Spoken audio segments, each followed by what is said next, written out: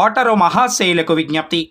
EVM మరియు VVPAT యంత్రాల ద్వారా ఓటు వేసే విధానం తెలుసుకోండి. ముందుగా పోలింగ్ కేంద్రాల్లోకి క్యూ లైన్లో ప్రవేశించండి. మీ యొక్క గుర్తింపు ధృవీకరణ పత్రాన్ని పోలింగ్ సిబ్బందికి చూపించండి. ఓటర్లు రిజిస్టర్లో సంతకం లేదా వేలుముద్ర వేయండి. ఓటింగ్ కంపార్ట్మెంట్లోకి ప్రవేశించండి. ఓటింగ్ కంపార్ట్మెంట్లో బ్యాలెట్ యూనిట్, బియు మరియు వీవీప్యాట్లు ఉంటాయి. బ్యాలెట్ యూనిట్పై మీరు ఎంచుకున్న అభ్యర్థి పేరు మరియు గుర్తుకు ఎదురుగా ఉన్న నీలిరంగు బటన్ నొక్కండి. బటన్ పక్కనే ఉన్న ఎరుపు రంగు బల్బు వెలిగి బీఫ్ మనీ శబ్దం వస్తుంది. అలా శబ్దం వస్తేనే మీరు ఓటు వేసినట్టు లెక్క.